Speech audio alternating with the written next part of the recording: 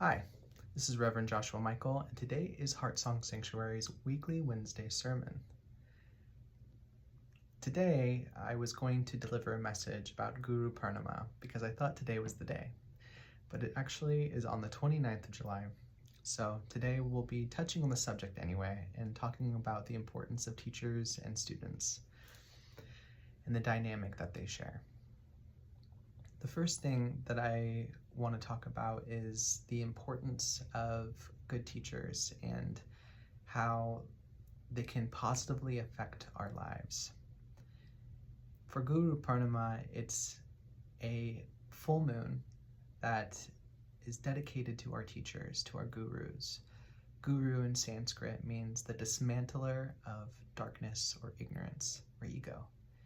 And so it isn't a term where they're doing it for other people, but rather they are dismantlers of darkness for themselves, and they become a living embodiment of conscious living. They've done the work. They're holding up the mirror to themselves constantly. They're lighting the landscape of their own inner world, and they're able to master it to the point where life becomes more peaceful and meaningful and sanctified. They create a sanctified living, and they become a living embodiment of wisdom exalted. And so through that living, conscious living, they're able to inspire in other people that same kind of road of self-realization and awakening and sanctifying. They aren't replacing people's discernment. They aren't telling people how to think or how to live. They're living in a way that people admire and revere. A good guru, a good teacher, is a good student. Someone who remains curious, who is open to being humbled and proven wrong on things. Wisdom is an expression of the universe, and the universe is always expanding and changing. And so remaining detached from what you think you know is a really important way of holding space to learning something new.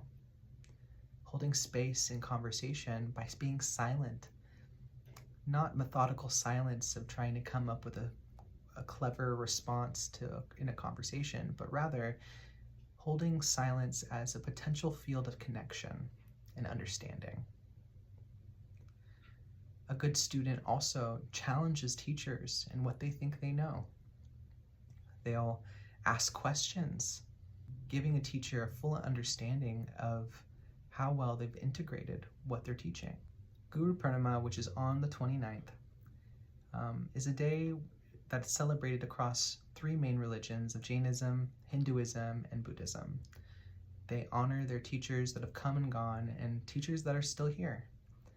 They often will leave sandals at the altar of their gurus who have passed, or they'll bathe their current gurus' feet in milk, honey, and water as a way of paying respect and having reverence for the path that they've walked at this point, up until this point, being shining examples of what everyone's life could look like. Gurus are like the moon shining the sun's brilliance back at the earth.